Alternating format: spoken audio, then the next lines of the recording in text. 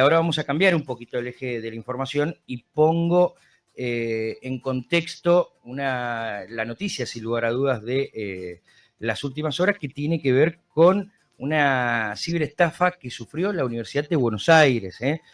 Registró pérdidas por 1.591 millones de pesos, más o menos 1.500 millones, sí, 1.500 millones de dólares, luego de que las facultades de Derecho y de Odontología cayeran en una estafa en la que se hicieron distintas transferencias desde cuentas del Banco Nación a personas físicas y jurídicas inexistentes. Para Igual, hablar de este tema, creo que hay sí. que aclarar que esto no es de ahora, o sea, esto sucedió en el 2024 y se ha dado a conocer Hacer ahora, ahora. exactamente. Claro, se dio a conocer ahora, pero sucedió hace un tiempo ya. Para hablar de este tema, y vale la aclaración, Rebe, está el experto en ciberseguridad y cibercriminalidad, ex director nacional de ciberseguridad y profesor universitario, Gustavo Sain, que gentilmente nos atiende. Gustavo, ¿cómo le va? Buenos días, el placer de saludarlo aquí. Rebeca y Gabriel, vamos a conversar con usted.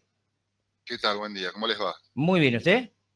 Muy bien, muy bien. Por Bueno, suerte, muy bien. primero lo que marcaba mi compañera, ¿no? Es raro que esto sea en el 2024 y se dé a conocer ahora. Lo que pasa es que están investigando, ya hay un juzgado asignado y está el fiscal Tayano. De hecho, hay gente ya detenida, hay como 20 imputados y 4 detenidos. Por eso se sabe ahora, porque hay una apertura de la causa, no tiene secreto de sumario. Pero básicamente lo que es esto no es novedoso. En el ámbito de la ciberdelincuencia, esto se lo llama, toma la modalidad de algo que se llama fraude del CIO, ¿sí? Donde un estafador o un grupo de estafadores se hacen pasar por el dueño de una empresa o una organización, un gerente o un supervisor que tenga poder de decisión, o sea, usurpa su identidad y se comunica con otra organización para autorizar un pago o una transferencia determinada. Ese es el modelo, para lo cual lo que es, visto la cantidad de imputados y demás, acá hay una organización detrás y conocen esta modalidad de ciberdelito, ¿no? ¿Fue solamente un caso de ciberdelito o puede haber alguna suerte de complicidad del lado de la universidad también? ¿Fue gente que fue engañada o no necesariamente?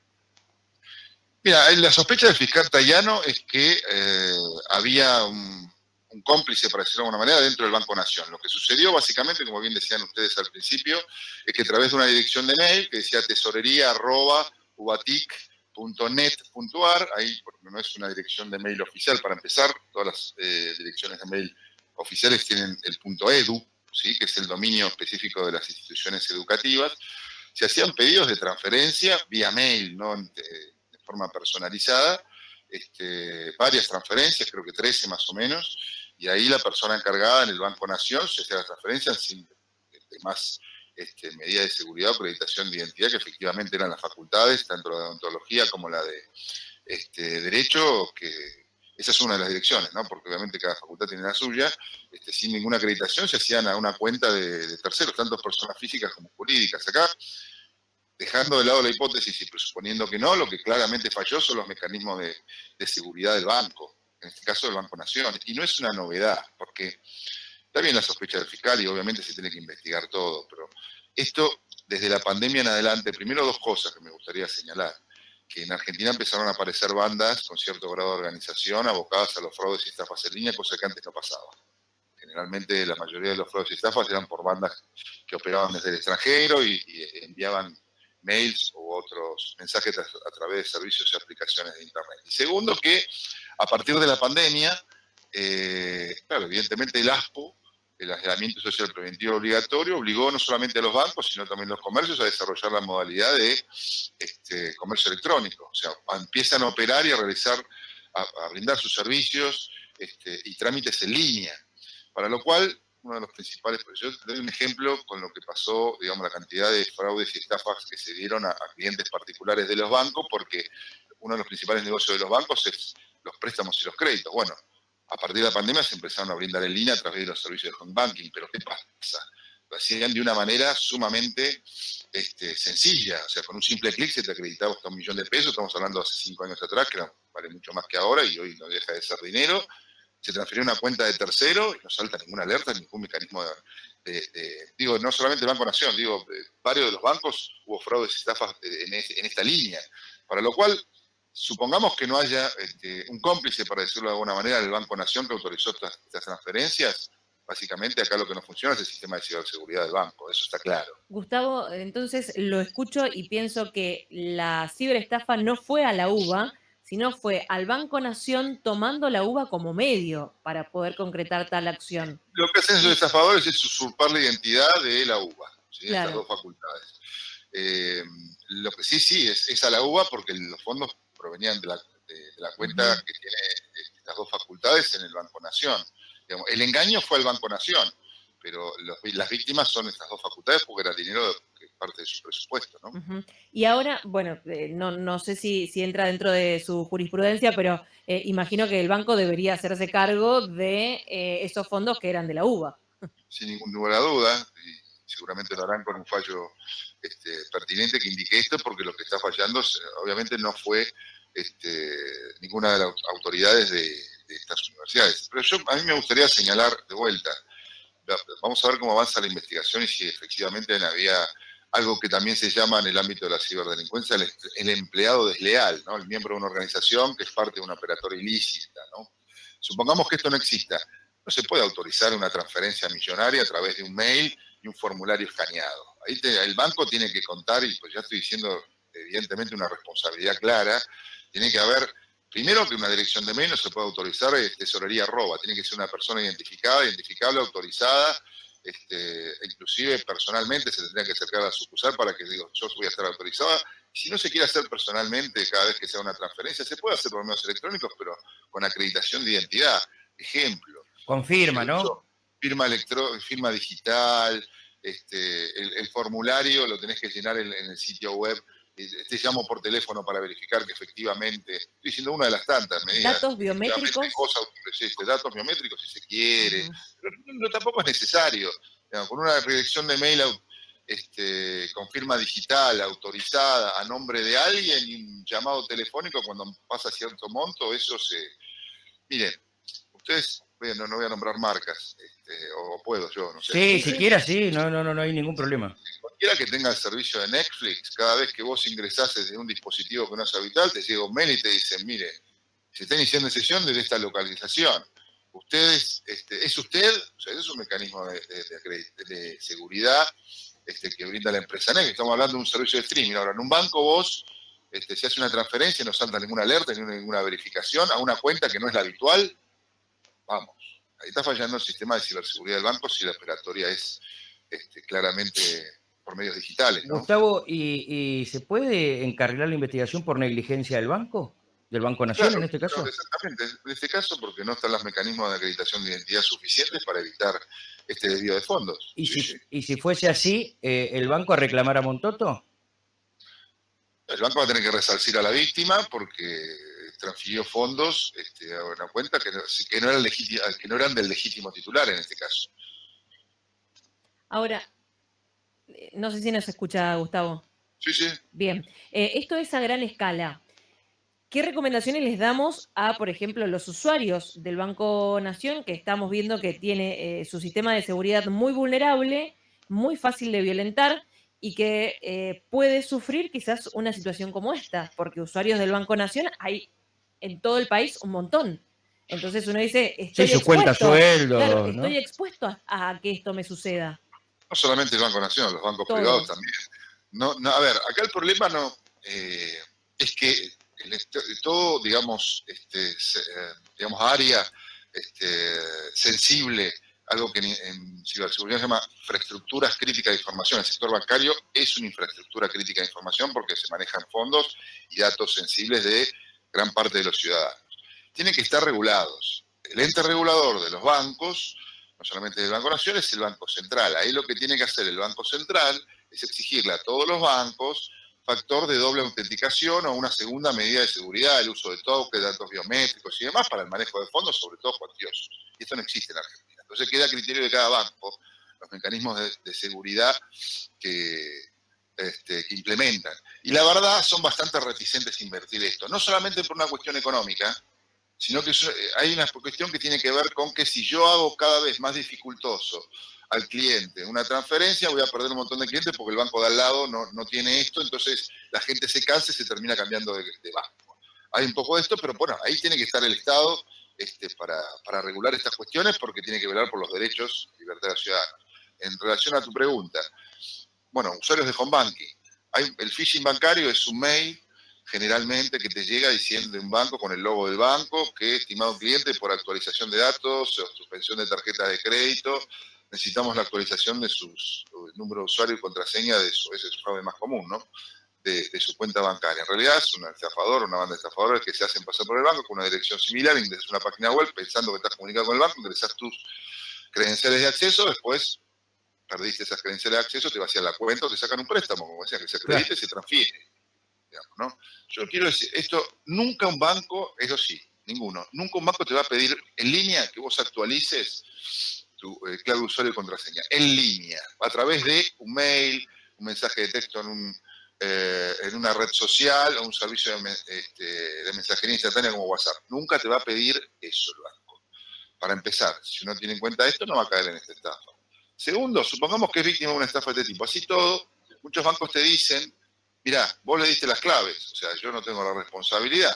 Bueno, no, sigue fallando el sistema de seguridad del banco. ¿Por qué? Porque si entró un tercero que no es autorizado y no soy yo, por más que yo le dé la llave para entrar a mi cuenta, falla el banco porque no acreditaste debidamente que soy yo el que está entrando a la cuenta. Miren, yo les digo un ejemplo muy claro. Una caja de seguridad física, ¿no? Uno va al banco y alquila una caja de seguridad. Uno firma un contrato. Le dan 2 llaves, le dicen, ¿es usted el titular? Sí, y un autorizado, Si va un tercero que no aparece en el contrato, ¿va a poder abrir la caja de seguridad? Claro, se supone que no. No. Bueno, esto es lo mismo. Uh-huh. Entonces, no es el legítimo, o sea, si ingresa un tercero sin el consentimiento del titular a una cuenta bancaria, falla el sistema de ciberseguridad del banco. Gustavo, ¿hay jurisprudencia? Sí, claro. Sí. Sí, con respecto al ejemplo que di de los préstamos en línea también, porque no había mecanismos, es una locura, haces clic, préstamo para aprobó, se te acreditaba automáticamente a la cuenta, desde generalmente una dirección que no era la habitual. Vi el ejemplo de Netflix para que se den cuenta la gravedad de esto. Uh-huh. ¿No? O sea, lo estoy haciendo desde Jujuy, yo me vivo acá en Buenos Aires. O de Buenos Aires, de una dirección que no es la habitual. Ahí tiene que saltar una alerta al banco. Sí, ¿sí? Y mínimo llamar al titular de la cuenta. Y después cuando transferís, cuando sacás, haces un clic y se te acredita $1.000.000 en el 2020, y después otra cosa, lo transfiero a una cuenta que tampoco era habitual, acabo de dar de alta, tampoco saltó una alerta en el banco. Entonces hay que empezar a pensar y discutir estas cosas y las responsabilidades también de las organizaciones en este sentido. Muchos, mire, a partir de la pandemia se empezaron a dar muchos fraudes y estafas que se llama spear phishing, ¿no? Phishing viene de la palabra pescar. Pescar, vos tirás un poco, viste, los mails, tenés un listado de mails. El anzuelo. El anzuelo, pero a través de una red. El spear phishing, spear viene de ARPOM. Vos tenés identificada a la víctima, tenés datos previos a la víctima. Por ejemplo, el fraude del CIO que comentamos de la UBA, acá tenés identificada a la víctima, saben a dónde tenía que hacer el pedido, sabían cuál era la dirección de mail más o menos parecida para emularla. Eso es un caso de spear phishing, ¿no? Vas puntual al caso. Si vos tenés eso, tenés datos previos a la víctima, también un fraude en Ciudad de Buenos Aires donde para hackeo de WhatsApp, de que se comunicaba alguien del personal de salud del gobierno de la Ciudad de Buenos Aires, año 2021, diciendo todos los datos de la víctima, el celular, nombre, apellido, DNI, dónde se habían aplicado la primera dosis de vacunación de Cava, y para autorizar la segunda dosis me tenés que pasar un código de 6 dígitos que te va a llegar para autorizar el turno. ¿De dónde salen esas bases de datos? Hay que empezar a investigar estas cuestiones. ¿Se entiende que tiene la banda de estafadores? Perdón. Nada, empezó a complejizarse un poco más esto a partir de la pandemia, no solamente en Argentina, sino a nivel global. Bien, y me parece que va a seguir, ¿no?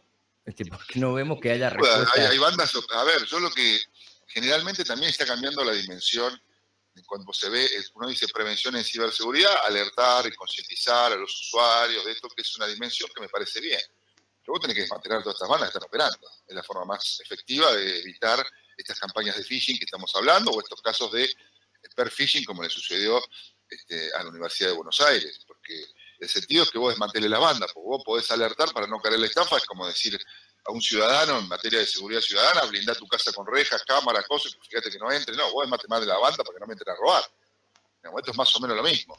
Entonces hay que empezar a mirar las cosas de otro lado, dónde sacan la base de datos, una filtración.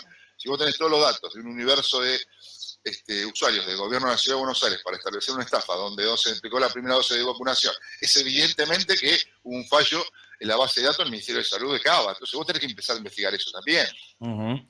Ahora, si me guío por el ejemplo, Gustavo, que nos acabas de dar, en el tema de blindar la casa, bueno, la casa ya la blindamos, le pusimos reja, todo, y sigue habiendo choreo porque no buscan. Bueno, Lo que no mejora es la justicia ni el sistema de captarlo, ¿no?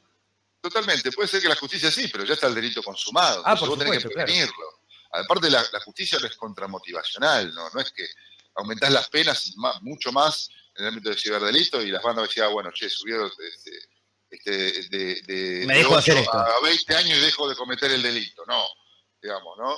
Entonces, vos tenés que establecer no es solamente la prevención, porque vos diciendo que la prevención está basada en el usuario, si vos caíste en un fraude de estafa, o sea, jodete porque sos un estúpido, más o menos estás diciendo eso. Básicamente, Entonces, sí. y bueno, entonces hay que empezar a tener una mirada más amplia y que, por ejemplo, las áreas responsables de la seguridad de los gobiernos, sea nacional o provinciales, en vez de algo que se llama ciberpatrullaje, de tener 20, 30, 40 personas mirando qué pasa en las redes, cuando el ciberdelito no pasa por ahí, sino algo que se llama la dark web, a ver si alguien comete un ciberdelito, es sumamente inútil, inerte. Además, lo que hay que hacer es inteligencia criminal, a partir de las denuncias, o trabajar con la justicia, es mantener estas bandas. Esto es lo que hay que hacer, pero no se hace en Argentina, eso es la verdad. Gustavo, situaciones como la que sucedió el año pasado, que se filtraron datos del RENAPER, y ahora hace poquito se filtraron datos de estudios médicos y todo eso, que obviamente contienen toda la Historias clínicas, información de sí. todos nosotros.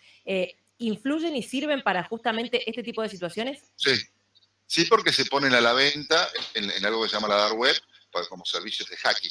¿Sí? Aquellos que quieren hacer una campaña de phishing, en este caso de spear phishing, miren que hicimos casi una clase de phishing en esta entrevista, utilizás esos insumos para que una estafa es un fraude es un engaño, que el engaño sea más creíble. Si a vos te escriben, imagínate en el 2021, te llega un WhatsApp donde el gobierno de la ciudad justamente comunicaba los turnos por WhatsApp, a diferencia de otras jurisdicciones que utilizaban alguna aplicación determinada, te dicen, miren, usted Gustavo Saín, DNI tanto, y te escriben a tu celular, sí, soy personal del Ministerio de Salud, del Gobierno de la Ciudad de Buenos Aires, ¿usted se aplicó la primera dosis en tal lugar, a tal hora, a tal día? Sí, y obvio que le podés creer. Es que le vas a creer. Pero básicamente sí. Claro. Entonces decís, agarrá y dices, mire, confírmeme una clave de 6 dígitos que le va a llegar por mensaje de texto o SMS. Y vos se lo confirmás. En realidad los turnos no se confirman, se informan, ¿no? O sea, lo sabemos. Pero bueno, en la desesperación en el momento, entonces ahí hay una responsabilidad que no es del usuario únicamente. ¿De dónde sacaron todos esos datos? Bien, ¿No? es cierto. Gustavo, nos quedaríamos horas charlando contigo porque ha sido muy, pero muy interesante. La vamos a seguir y te vamos a volver a convocar en cualquier momento. No, por favor, a disposición. Muchas gracias. Un abrazo enorme, que estés muy bien. Gustavo Sainz, con qué pasión contaba las cosas, ¿no? Muy, muy interesante también el testimonio de Gustavo Saín, experto en ciberseguridad y criminalidad, exdirector nacional de este área y profesor universitario.